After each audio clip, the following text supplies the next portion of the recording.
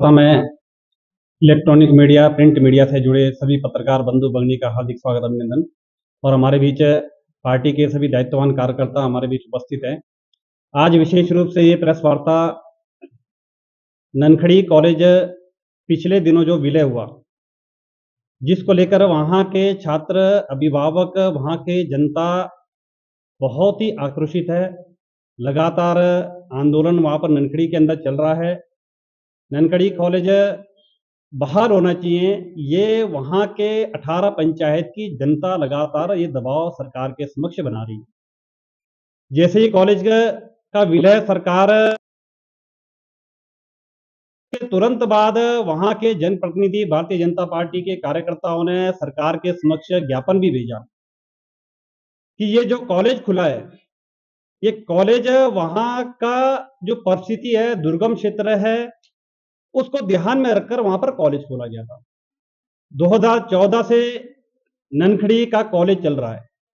आज 12 वर्ष कॉलेज को चलते हुए वहां के अपने कॉलेज का भवन भी लगभग तैयार हो चुका है। 12 करोड़ 80 लाख रुपए सरकार का उस कॉलेज के भवन बनाने के लिए खर्च हो चुके हैं।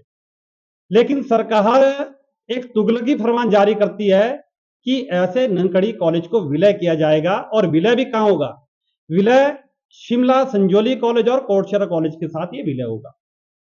आपके ध्यान में मैं लाना चाहता हूं, ननखड़ी से शिमला की दूरी 100 किलोमीटर की है, और दूसरा रामपुर में कॉलेज है। रामपुर में भी अगर देखें तो वहां भी 60-70 किलोमीटर ननखड़ी से रामपुर की दूरी है। और जब ये कॉलेज खोला था तो वहां के लोगों की एक बहुत बड़ी डिमांड थी कि वहां के गरीब विद्यार्थी, गरीब परिवार के लोग अपनी उच्च शिक्षा कहीं बाहर नहीं पढ़ा सकते बच्चों को, इसलिए वहां पर कॉलेज खोला जाए ताकि हमारे गरीब विद्यार्थी, हमारी बहनें जो बाहर नहीं जा सकती है आर्थिक कमी के कारण, उनको घर द्वार पर उच्च शिक्षा वहां पर मिले। वो उस दृष्टि से वहां पर 2014 में कॉलेज खोला गया था। लेकिन दुर्भाग्य सरकार का है कि 2 तारीख को नोटिफिकेशन आती है, हिमाचल प्रदेश के 10 कॉलेज को मर्ज किया जाता है। मर्ज केवल मात्र कागजों में बोलने के लिए, मर्ज नहीं है, ये सीधा सीधा इस कॉलेज को बंद करने का निर्णय है। और जब 10 कॉलेज बंद हुए तो उसके बाद 10 तारीख को एक नोटिफिकेशन निकलती है कि जो मर्ज हुए, मर्ज होने हुए 3 कॉलेज उसको बहाल कर दिया जाता है। और उसके बाद अभी 4 दिन पहले एक और नोटिफिकेशन निकलती है जिसमें 2 कॉलेज, कुपुई और मुल्तान, ये 2 कॉलेज को भी बहाल कर दिए गए। यानी 10 में से 5 कॉलेज प्रदेश सरकार ने उसको बहाल कर दिए गए। और मैं एक तथ्य आपके समक्ष रखना चाहता हूं, जो 5 कॉलेज इन्होंने पहले मर्ज कर दिए गए थे, फिर बहाल कर दिए गए, उनकी अगर संख्या देखें वर्तमान में, आपकी कुकुमसैरी जो कॉलेज है उसमें 35 स्टूडेंट अभी प्रेजेंट के वहां पे, और जो कुपुई है, कुपुई में 32 स्टूडेंट है। और बाकी जो 3 कॉलेज है, 3 कॉलेज में भी लगभग है, कुछ में 62 है, कुछ में 65 है। और वर्तमान में ननखड़ी की अगर संख्या देखें तो 42 स्टूडेंट्स जो सेकेंड ईयर और फाइनल ईयर में है। और इस बार अगर एडमिशन वहां पर होती तो ऐसे वहां पर ऐसे 70 से 80 स्टूडेंट वहां पर उस कॉलेज में होते। हम तो सरकार से मांग कर रहे हैं कि जिस तर्ज पे आपने बाकी 5 कॉलेज को भी बहाल कर दिया गया, उसी तर्ज पर ननखड़ी के कॉलेज को भी बहाल करें। वहां की परिस्थिति इस प्रकार की है कि वहां के विद्यार्थी ना तो शिमला जा सकते हैं, ना पर रामपुर जा सकते हैं, क्योंकि उनकी परिस्थिति ऐसी है, गरीबी के कारण है, आर्थिक मंदी के कारण वो अपने बच्चों को बाहर पढ़ाने नहीं भेजा सकते। और अभी जो 42 स्टूडेंट है उसमें से बहुत सारे स्टूडेंट है कि जिन्होंने अभी तक माइग्रेशन नहीं किया गया है। जो जानकारी अभी तक है, पिछले कल तक लगभग 18 विद्यार्थियों ने माइग्रेशन किया, जो सरकार ने कहा कि जहां मर्ज किया हम आपको 5-5 हजार रुपए स्टाइफंड देंगे। तो हम तो सीधा सीधा सरकार से पूछना चाहते हैं, तो 5,000 के स्टाइफंड पे शिमला में विद्यार्थी पढ़ पाएगा क्या? एक उसको कमरा भी लेना है, कमरा भी 5,000 का नहीं मिल पाता है। अगर एक विद्यार्थी को अगर शिमला अगर पढ़ाई करने आना पड़ेगा तो उसका कम से कम खर्चा 25 से 30 हजार का खर्चा उसको महीने में उठाना पड़ेगा। ये वहां के जो गरीब लोग नहीं उठा सकते हैं। तो ये सीधा सीधा हमारे वहां के विद्यार्थी, गरीब विद्यार्थियों को उच्च शिक्षा से वंचित करने का काम सरकार ने किया है। हम तो लगातार शिक्षा मंत्री जी और मुख्यमंत्री से समय मांग रहे हैं। हमारे जो जिला परिषद के सदस्य है, लगातार पिछले 2 दिन पहले भी मैंने भी स्वयं शिक्षा मंत्री से समय मांगने का प्रयास किया था, लेकिन समय अभी तक नहीं मिल पा रहा है। हमने तो गुहार लगाई है कि माननीय माननीय राज्यपाल जी दिशा निर्देश करें, वहां के छात्रों की बात को समझते हुए। हम आने वाले समय में हम कोशिश करेंगे शिक्षा मंत्री और मुख्यमंत्री से मिलने का, लेकिन हम अपने मीडिया के माध्यम से, ज्ञापन के माध्यम से, आंदोलन के माध्यम से आम लोगों को लोगों की जो भावना है वो सरकार तक पहुंचा रहे हैं। अगर समय मिलेगा तो हम जरूर अपनी बात को ऐसे सरकार के समक्ष रखेंगे, चाहे शिक्षा मंत्री है चाहे मुख्यमंत्री है। दूसरा मैं आपको बताऊं, 42 स्टूडेंट्स अभी वहां पर है, जिसमें सेकेंड ईयर और फाइनल ईयर में। अगर एडमिशन इस समय जारी होती वहां पर, ऐसे 30 से 35 स्टूडेंट ऐसे थे जो हमारे से लगातार अभिभावक संपर्क कर रहे थे कि हमने वहां पर उसका दाखिला लेना था। तो मेरा मानना यह है कि वहां पर इस वर्ष लगभग 70 से 80 स्टूडेंट वहां पर इस कॉलेज में होते। और दूसरा मैंने एक चीज और बताया कि वहां पर आर्ट्स की फैकल्टी है।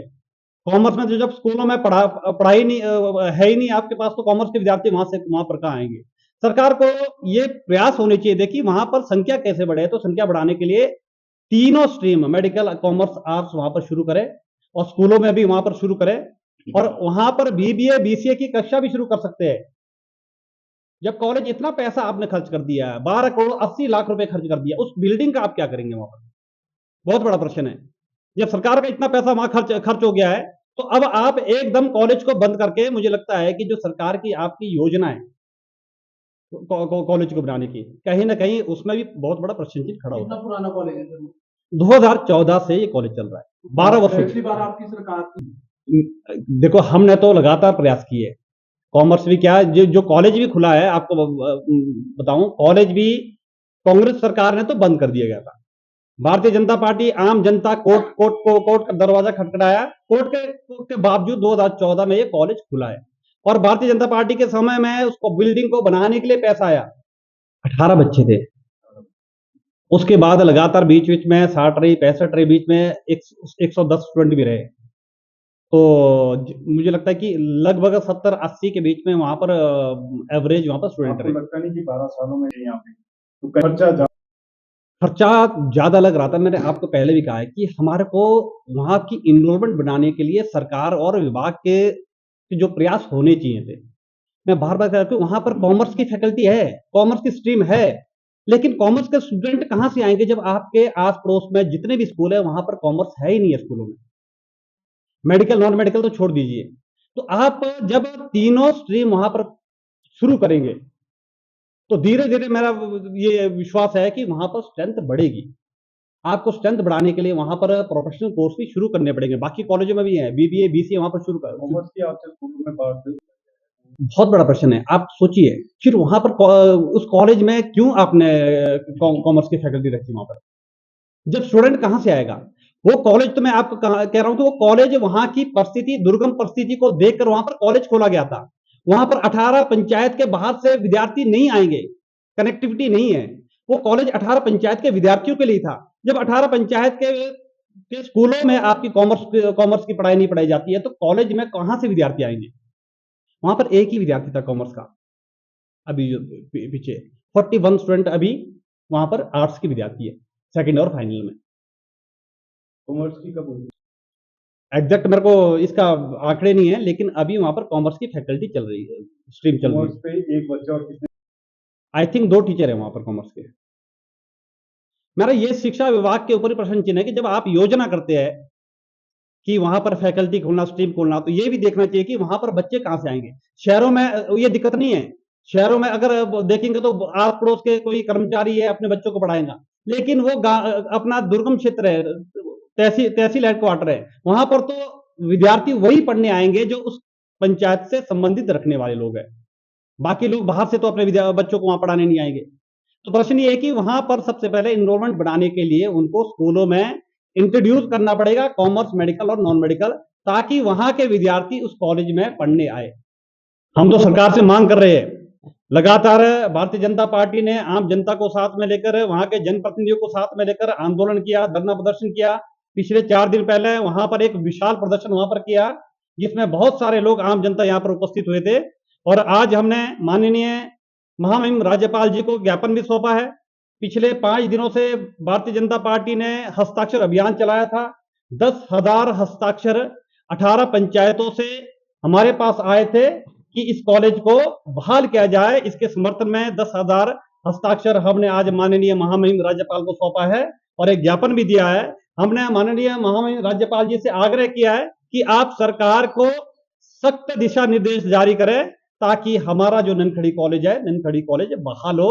और हम आपके चैनल के माध्यम से एक बात और भी कहना चाहते हैं, अगर आने वाले समय में जल्द ही सरकार इस कॉलेज को बहाल करने के कोई दिशा निर्देश जारी नहीं करती है, तो भारतीय जनता पार्टी जिस प्रकार से अपने आंदोलन को चलाए हुए है, इस आंदोलन को और तेज करेगी और उग्र करेगी। आम जनता को सड़कों में लाकर ऐसे कांग्रेस के सरकार के जो हमारे नेता है, उस क्षेत्र में किसी भी सरकार के नेताओं को घुसने नहीं देगी, क्योंकि वहां की जनता अपने आप को ठगा हुआ महसूस कर रही है। और मैं आपको कहना चाहता हूं कि जब कॉलेज खुलता है, कॉलेज खोलने से पहले बहुत सारी प्रक्रियाओं से गुजरना पड़ता है। जब कॉलेज खुला 2012-13 में, प्रदेश के जो मुख्यमंत्री माननीय प्रेम कुमार धूमल जी थे, उन्होंने घोषणा की थी। जब सत्ता परिवर्तन हुआ तो कांग्रेस सरकार ने उसको बंद किया और वहां के लोगों ने कोर्ट के माध्यम से 2014 में कॉलेज खोला था। और आज दुर्भाग्य है कि जब भवन भी बन गया, 12 करोड़ 80 लाख रुपए खर्च भी हो गए, लेकिन अब सरकार उसको बंद करने का निर्णय ले रही है।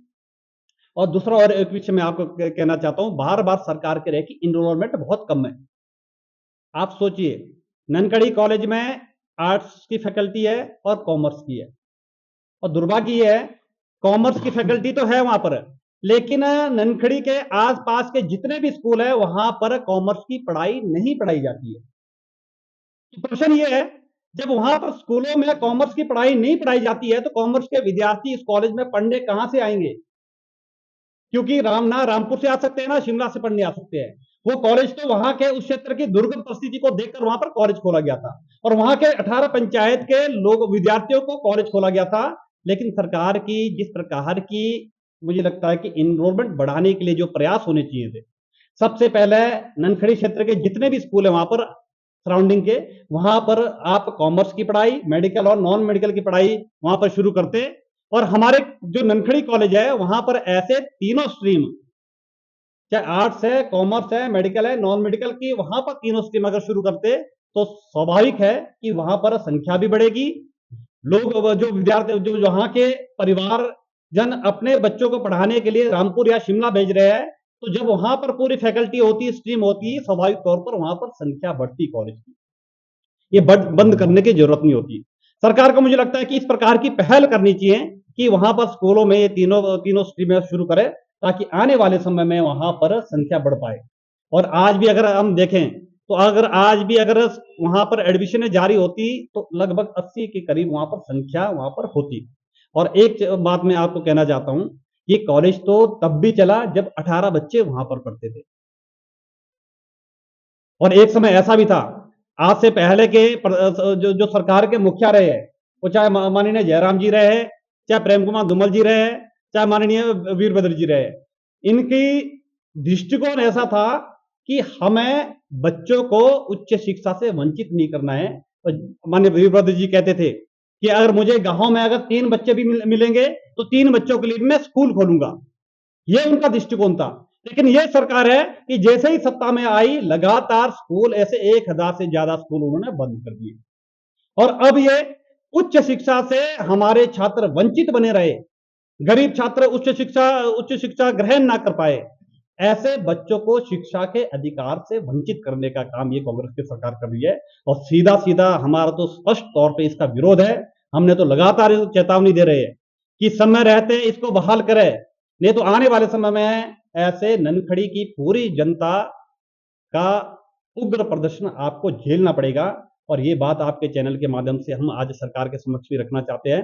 और आज हमने माननीय माननीय राज्यपाल जी को अपनी बात पहुंचाई है। सभी जनप्रतिनिधि हमारे बीच आए थे, जिला परिषद है, बीडीसी के सभी जनप्रतिनिधि आए थे, हमारे मंडल के अध्यक्ष, महामंत्री, पूरी टीम आई थी और माननीय महामहिम राज्यपाल जी ने भी हमारी बात को गौर से सुना है और आश्वासन दिया है कि मैं इसका सख्त तौर पर दिशा निर्देश सरकार को दूंगा और इस कॉलेज की बहाली के लिए माननीय महामहिम राज्यपाल जी ने भी आश्वासन दिया कि हम अपनी आवाज उठाएंगे। उसके पश्चात हम आज पूर्व के मुख्यमंत्री, नेता प्रतिपक्ष जयराम ठाकुर जी से भी मिले हैं। उनसे भी हमने आग्रह किया है कि आप भी इस मुद्दे को उठाइए।